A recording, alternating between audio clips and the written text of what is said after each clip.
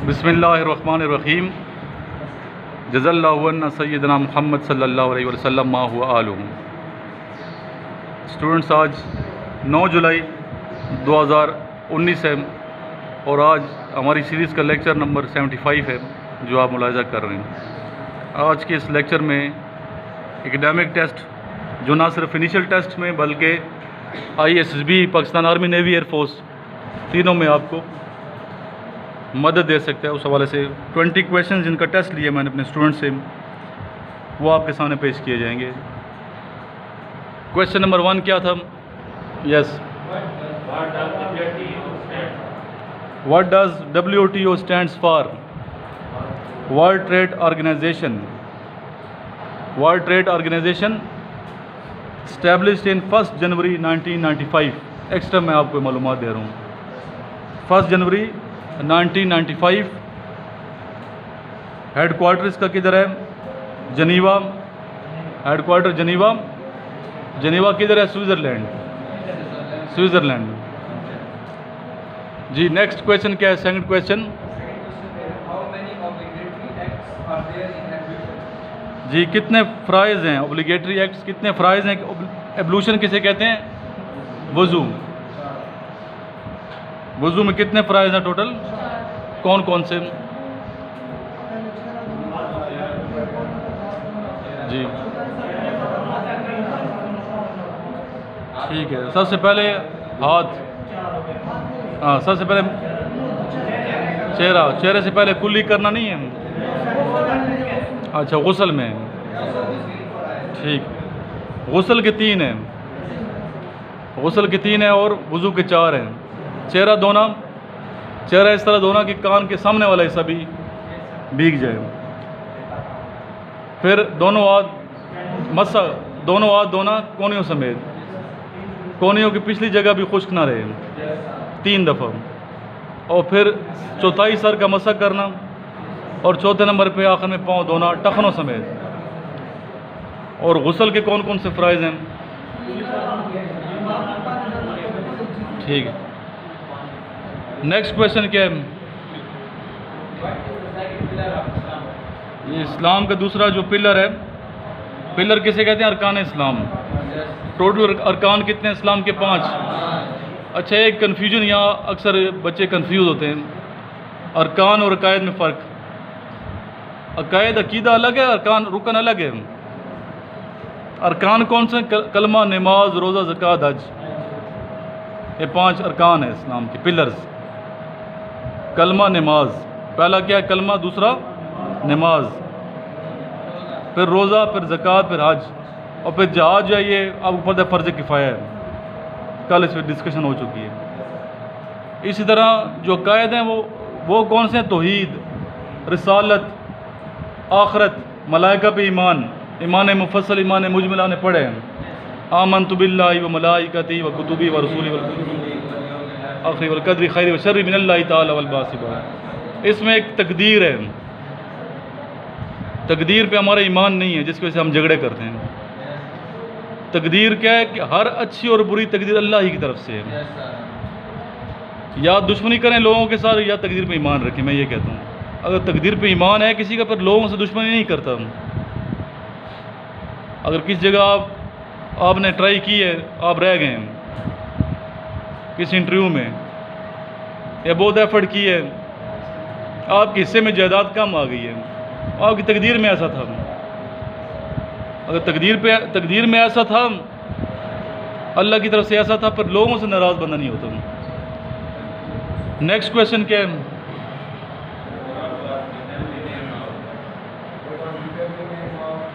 Abu Turab was the family name of?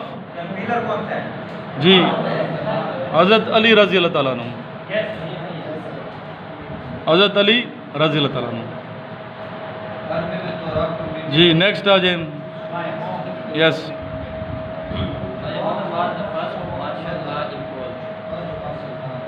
Ji, general Ayub Khan, 7 October 1958। First martial law किसने लगाया? General Ayub Khan ने, 1958। Next question, What is the highest civil award of Pakistan? जी what is the highest civil award of Pakistan? Nishan Pakistan.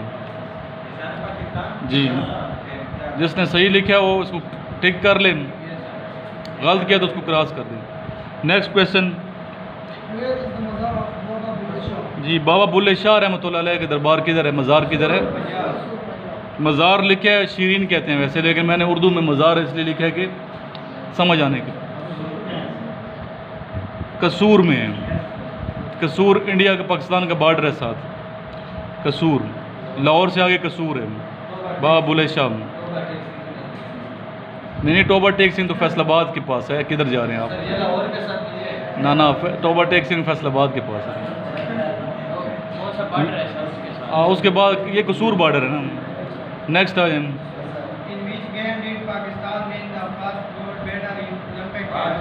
Hockey question है in which game did Pakistan win the first gold medal in Olympic game hockey. Next question ऊंचा ज़रा पढ़ें, आवाज़ इधर आनी चाहिए आपकी।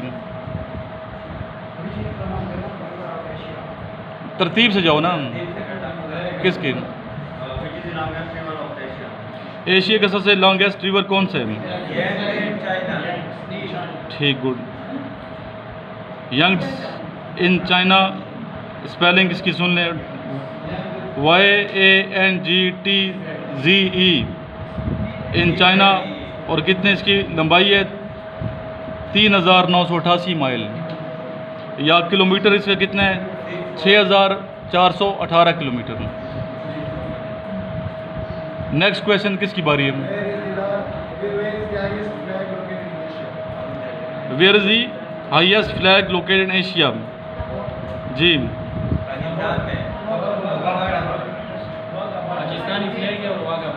जी वाघा बॉर्डर, गुड, सही है। Chief of army staff general Qamar Javed Bajwa hosted the largest flag at Wagah border on the 70th independence day of Pakistan and its height is 400 feet. Next.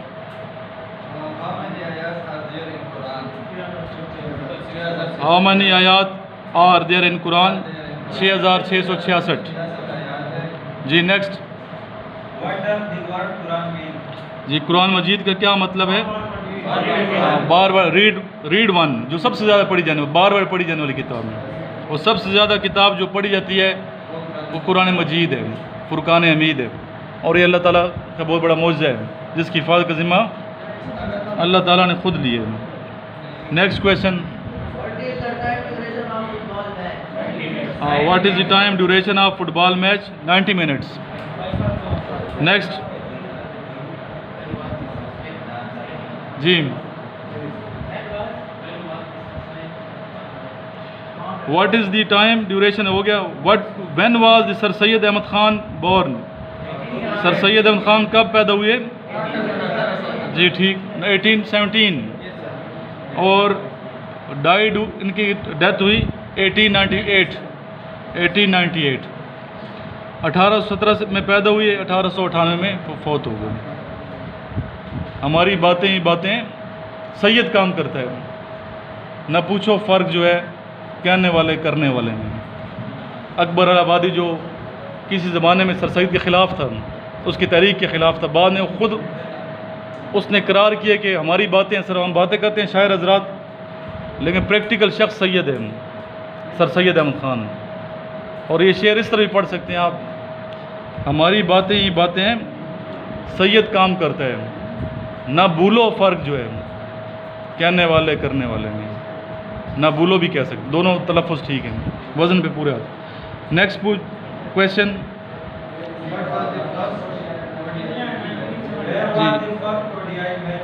Ji, first ODI match played, answer Sydney.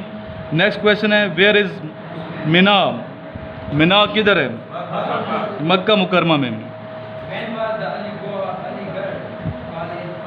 अब कब ये Aligarh college बनाया गया? 1875।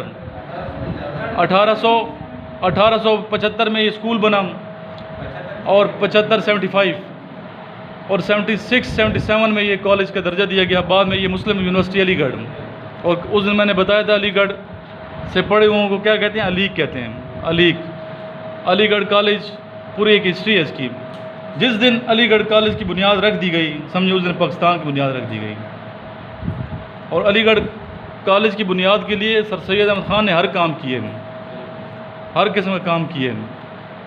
आपको पता है तफसीर लिखी, एक मजहबी शख्सियत थे, लेकिन आपने गज़लें भी गाई थी सिर्फ चंदा जमा करने के लिए।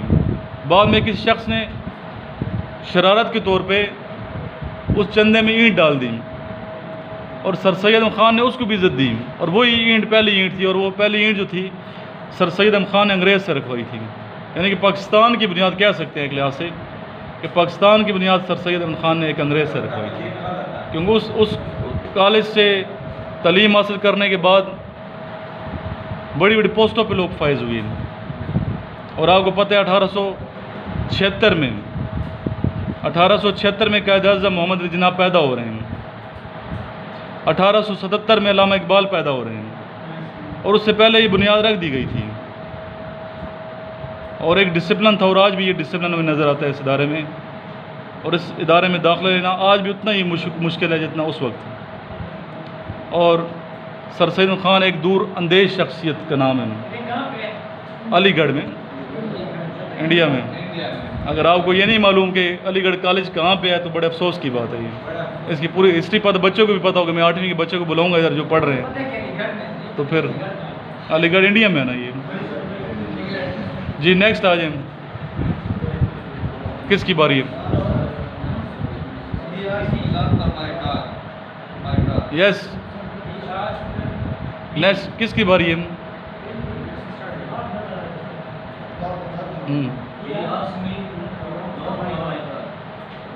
Dash for my car.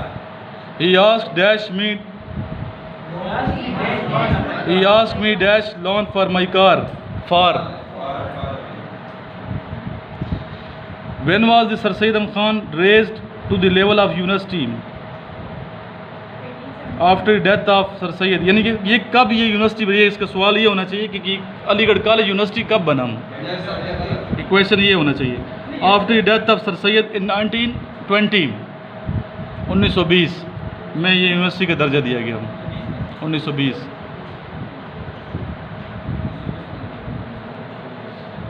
When and what was the border agreement signed between Pakistan and China? 1963। 1963 sir Syed Ahmed Khan के बारे में थोड़ा सा मैं आपको मज़ीद बताना चाहूँगा। 1857 की जंग आज़ादी, आपको पता है मुसलमानों ने और हिंदुओं ने मिल के अंग्रेज़ के ख़िलाफ़ एक जंग लड़ी जिसको हम जंग आज़ादी कहते हैं, क्योंकि अंग्रेज़ों की मुजालिम से, उनकी नाइंसाफ़ियों से तंग आके मुसलमानों ने, बरसग़ीर के मुसलमानों ने सोचा कि जब तक हम मुत्तहिद नहीं होंगे इस दुश्मन को, अंग्रेज़ को इस इलाके से जो हमारा इलाका है बरसग़ीर निकाल बाहर नहीं कर सकते। दोनों ने इत्तेफाक किया और अंग्रेज़ के ख़िलाफ़ एक महाज आराई की, एक जंग लड़ी जिसमें मुसलमानों और हिंदुओं को शिकस्त का सामना करना पड़ा। उसकी वजह ये थी, दो वजूहत थी। एक वजह यह थी कि मुसलमानों और हिंदुओं के पास उस तरह का असला नहीं था जिस तरह का असला अंग्रेज़ के पास था, असले की कमी थी, जदीद असले से लैस नहीं थे मुसलमान और हिंदू। और दूसरी वजह क्या थी, उससे भी बड़ी वजह हिंदू और मुसलमानों के अकायद में फ़र्क है, और हिंदू और मुसलमान उस मोहब्बत के साथ मुत्तहिद नहीं हुए थे जिस मोहब्बत के तहत मुत्तहिद होना चाहिए था। इत्तेफाक की कमी थी, इत्तेहाद की कमी थी। इस जंग में जब मुसलमान और हिंदू नाकाम हो गए तो फिर अंग्रेज़ ने मुसलमानों और हिंदुओं को मज़ीद ज़्यादा, पहले से ज़्यादा सताया और नौकरियों के दरवाज़े बंद कर दिए, स्पेशली मुसलमानों पे। मुसलमानों को अंग्रेज़ ने हिंदुओं की निस्बत ज़्यादा पसपाई का सामना कराया, ज़्यादा पस्त रखा। इसकी वजह यह थी कि वो दोनों की हिस्ट्री से वाकिफ़ थे, मुसलमानों की हिस्ट्री से भी वाकिफ़ थे और हिंदुओं की हिस्ट्री से भी वाकिफ़ थे। उन्हें पता था कि अगर मुसलमान बेदार हो गया, मुसलमान ने तालीम हासिल कर ली तो ये दोबारा से हमें निकाल बाहर करेंगे और हम इस दुश्मन से, मुसलमानों से तरक्की नहीं कर सकते, शिकस्त का सामना करेंगे। और हिंदुओं की हिस्ट्री से भी वाकिफ़ थे कि हिंदुओं ने कभी इस इलाके पे हुकूमत नहीं की, हमेशा पसपाई का सामना, ग़ुलाम रहे हैं। और उन्हें पता कि हिंदू तालीम हासिल कर भी गए तो हम पे काबिज नहीं हो सकते, हम पे काबिज हो नहीं सकते। उन्हें बुला लो सर, ठीक है, थोड़ी देर के बाद समझ आई बात। तो ये दोनों की हिस्ट्री थी, मुसलमानों की हिस्ट्री भी थी और हिंदुओं की हिस्ट्री भी थी। फिर जब मुसलमान और हिंदू नाकाम हो गए तो दरवाजे, इसलिए मैंने बताया कि नौकरियों के बंद कर दिए गए, तालीम के दरवाजे बंद कर दिए गए, अच्छे तालीमी इदारों में मुसलमानों के दरवाजे बंद किए गए, हिंदुओं को अच्छी अच्छी पोस्टों पे फाइज किया गया। ये थी 1857। फिर ऐसे दौर में एक शख्सियत उभरती है जिसका नाम है सर सैयद अहमद ख़ान। उसने देखा कि मुसलमान हर हवाले से पस्ती का शिकार हो रहे हैं, सियासी मैदान में मुसलमान पस्ती का शिकार हैं, तालीमी हवाले से मुसलमान पस्ती का शिकार है, अदबी हवाले से मुसलमान पस्ती का शिकार है, मईशत के हवाले से मुसलमान पस्ती का शिकार है, अखलाकी हवाले से मुसलमान पस्ती का शिकार है, माशरती हवाले से मुसलमान पस्ती का शिकार है, और मजहबी हवाले से मुसलमानों में मुनाफरत है। तो सर सैयद अहमद ख़ान ने पाँचों जो मेन हवाले हैं उन हवालों को मद्देनज़र रखते हुए काम किया। 1857 तक 1857 तक सर सैयद अहमद ख़ान 14 बुक्स लिख चुके थे, ग्रामेटिकल बुक्स भी थी, मुख्तलिफ बुक। लेकिन किसी को ये नहीं पता था कि ये शख्सियत मुस्तकबिल में इतना बड़ा इनकलाब बर्पा कर देगी इस खित्ते के मुसलमानों के लिए, किसी को आइडिया नहीं था। 1869 1869 वो डेट है, वो सन है जब सर सैयद अहमद ख़ान अपने बेटे के साथ इंग्लैंड गए उसको तालीम दिलाने के लिए, और 1 साल तक लंदन में रहे। 1 साल तक सर सैयद अहमद ख़ान लंदन के पूरे मुआशरे को समझते रहे, जांचते रहे, परखते रहे कि इस मुआशरे ने कैसे तरक्की हासिल की है। आखिरकार 1 साल के बाद वो इस नतीजे पे पहुँचे कि अंग्रेज़ की तरक्की के पीछे 2 राज हैं, 2 चीज़ें हैं। एक उनकी तालीम का अच्छा सेटअप, तालीमी हवाले से एक अच्छा बेहतरीन सेटअप, अच्छे टीचर्स, और दूसरा 2 रिसाले जो थे, मैंने पहले आपसे अर्ज़ किया, 2 रिसाले थे, स्पेक्टेटर और टैटलर। और उन 2 रिसालों में जो अंग्रेज़ नाश्ते की मेज़ के ऊपर पढ़ते थे उनमें अखलाकी तौर पर उनकी तरबियत की जाती थी, यानी तालीम और तरबियत दोनों हवालों से। तरबियत के हवाले से 2 रिसाले, स्पेक्टेटर और टैटलर किसके थे? एडिसन और स्टील के। और तालीमी हवाले से उनके अच्छे स्कूल, अच्छे टीचर। सर सैयद ने यह सोच लिया कि मैं जब वापस जाऊंगा अपने मुल्क हिंदुस्तान तो मैं भी दोनों हवालों से काम करूंगा, अच्छे तालीमी इदारे भी बनाऊंगा और एक रिसाला भी जारी करूंगा जिसमें मुसलमानों की तरबियत की जाएगी। चुनाचे 1870 में जब वापस आए तो आते ही आपने एक रिसाला जारी किया जिसका नाम है तहज़ीब उल अखलाक। नाम से ज़ाहिर है, तहज़ीब और अखलाक, अखलाक खुल की जमा, अच्छी आदात, और तहज़ीब कहते हैं रहने का, रहन सहन का, चाल चलन का तरीका। तो रिसाले के नाम से ज़ाहिर है कि कैसे कैसे आर्टिकल शाया होते थे। तो इस रिसाले में ना सिर्फ सर सैयद अहमद ख़ान ने खुद बल्कि आपके करीबी रुफ़क़ा, आपके करीबी दोस्त जिनमें डिप्टी नज़ीर अहमद, ठीक है, शिबली नुमानी, इन लोगों ने भी आर्टिकल लिखे। और दूसरा जो काम आपने किया, बड़ा काम, वो आपने 1875 में स्कूल बनाया अलीगढ़ में मुसलमानों की तालीम के हवाले से, तालीम और तरबियत दोनों, और दोनों हवालों से आप कामयाबी आपको मिली।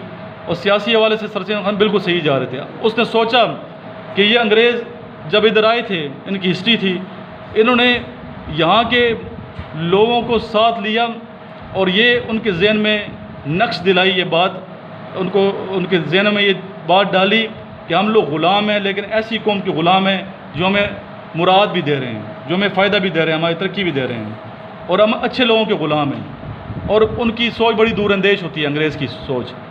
तो सर सैयद अहमद ख़ान की सोच अंग्रेज़ से भी आगे थी। उसने सोचा जब तक अंग्रेज़ के साथ मिल के नहीं चलूँगा, अंग्रेज़ के साथ नहीं चलूँगा मैं, उस वक्त तक अंग्रेज़ को इस इलाके से बाहर कर नहीं सकता। चुनाचे मजबूरन सर सैयद अहमद ख़ान अंग्रेज़ के साथ चले, और जिसका उसको बहुत ज़्यादा मुखालफीन का सामना भी करना पड़ा। कुछ लोगों ने कहा कि अंग्रेज़ का पिट्ठू है, कुछ ने कहा, कुछ ने कुफर की फतवे लगाए मजहबी हवाले से, समझ आई बात, हर हवाले से। लेकिन वो अपने मिशन में जो था ना, पीछे नहीं हटा। और जो बड़े लोग होते हैं कभी भी अपने मिशन में पीछे नहीं हटते। राह की रुकावटें आते रहते हैं, छोटे छोटे लोग उनके रास्ते में हायल होने की कोशिश करते हैं, उनकी मंजिल ताकि ना मिल सके। लेकिन उनकी मंजिल, जिन लोगों के मकासद हाई होते हैं, तो वो छोटे लोगों की बातों में नहीं जाते। तो सर सैयद खान ने अपने मिशन को मद्देनज़र रखते हुए मुस्तकिल मिजाजी के साथ एक जोश और जज्बे के साथ, ज़ौक़ व शौक़ के साथ काम किया, और फिर वही इदारा जो आज अलीगढ़ मुस्लिम यूनिवर्सिटी अलीगढ़ के नाम से मकबूल है आपके सामने है।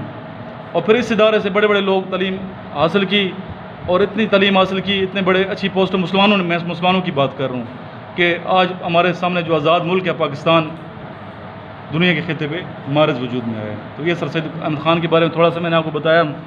अगर कोई क्वेश्चन है तो आप कर सकते हैं इस हवाले से सर सैयद के बारे में। मैडम आ चुकी हैं, जो अभी वो कुछ बच्चे जो ICB वाले हैं अभी बैठ रहे हैं, दुआ करते हैं, फिर उसके बाद आप लोग उधर जाएँ, ठीक है। आखिर में हम इस दुआ के साथ इस लेक्चर का अख्ताम करेंगे कि अल्लाह ताला हमें सिरात मुस्तकीम पे चलाएं, और जो लोग बीमार हैं उनको शिफा दे अल्लाह ताला। जो लोग बीमार हैं, जो लोग दूसरों को ठेस पहुंचाते हैं, उनको हिदायत दे अल्लाह ताला। और अल्लाह ताला ना सिर्फ हमें जिन्नात की शर, शैतान के शर से महफूज रखे, बल्कि इंसानों के शर से महफूज रखे, हर किस्म के शर से महफूज रखे। इसी दुआ के साथ आज के ये लेक्चर में ख़त्म करते हैं।